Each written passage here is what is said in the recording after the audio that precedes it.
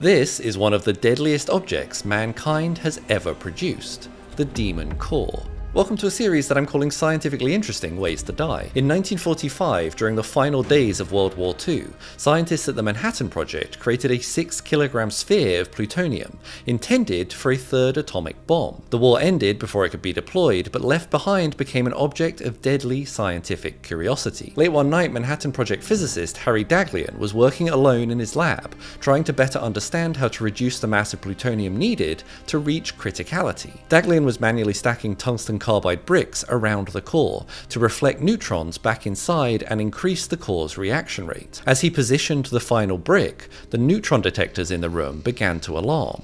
The core was approaching supercriticality, potentially turning science experiment into atom bomb. In the rush to pull his hands away, the brick slipped from his grasp and fell directly into the assembly. A blue flash of light filled the room as an intense burst of radiation ionized the air around him. Desperate to stop the reaction, Daghlian was forced to disassemble part of the reactor sidewall, and in the process received a massive dose of radiation, estimated to be 5.1 sieverts to his hands alone. Straight away, his hands began to blister, and waves of nausea swept his body, the early signs of radiation sickness. He was rushed to the local hospital, where he fought for 25 days as his bodily functions collapsed around him. Ultimately, the damage done in the exposure was too much, and he became the first ever victim of a criticality incident.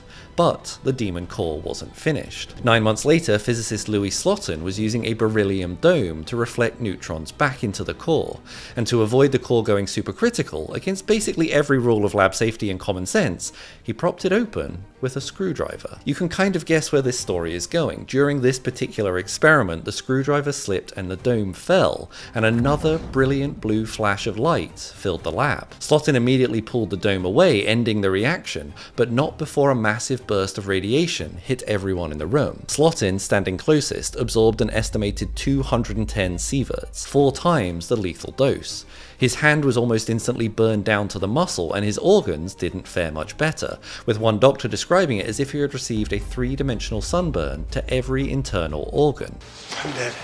Within hours, Slotin's body began shutting down, and 9 days later, the core had claimed its second victim. Following the incident, the core was decommissioned and melted down to be used in later cores, but forevermore, the story of the Demon Core will stand as an important reminder of why we don't play Jenga with weapons-grade plutonium. If you like science stories that remind us that we're all just one mistake away from glowing in the dark, follow for more.